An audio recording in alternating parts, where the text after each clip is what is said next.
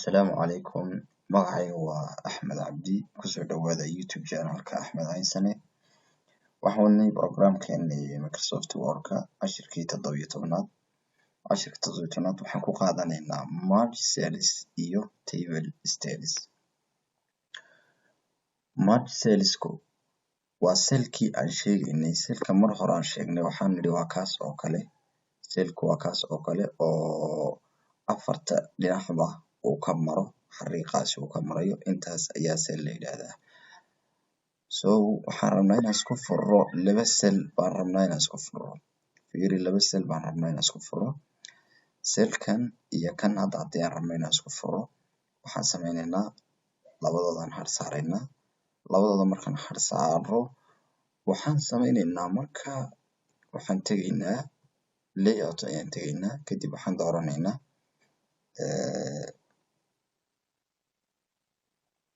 waxaan dooranaynaa qaybta merge-ga ayaa waxaan ka dooranaynaa merge cells. way isku furmeen labadiiba, waa aragtaa. labadiiba way isku furmeen. maxay daawo ka tahay marka? waxay daawo ka tahay amase ay faa'iidadeedu tahay, tusaale ahaan halkan ayaan sii waday Axmed Cabdi, for example Cabdi.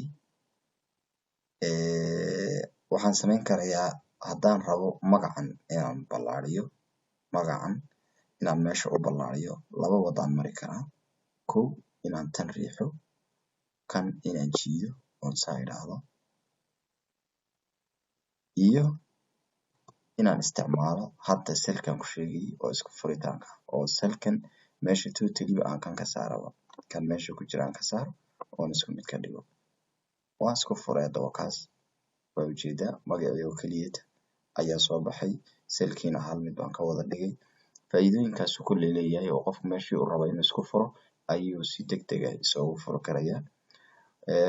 waxaas intaa xigta table styles. tablekan hadda stylo badan baa loo sameyn karayaa. styleska loo sameyn karayana waxaad ka arkaysaa qaybta design-ka tegaysaa. qaybta design markaad tagto normally tableku noocan u yaalaa, waad aragtaa.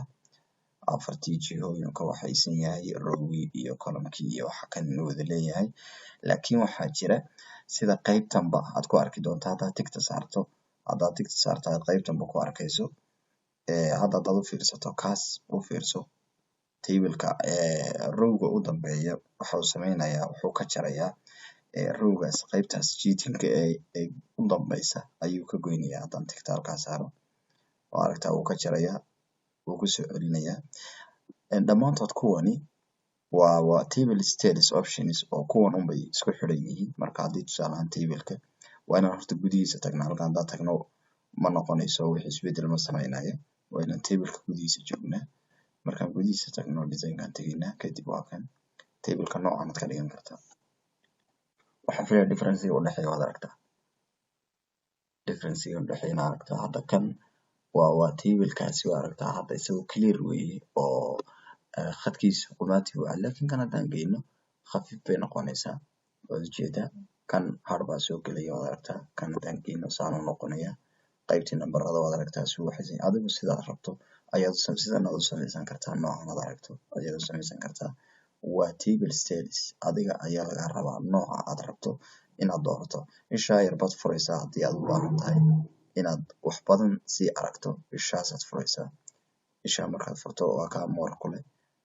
tableka noocaad rabtaad ka dhiganaysaa. intan oo dhan noocanaad ka dhigan kartaa. wakaas noocaas u yaala.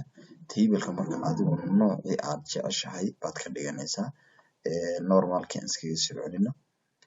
intaan cashir lamida ku kulmayno.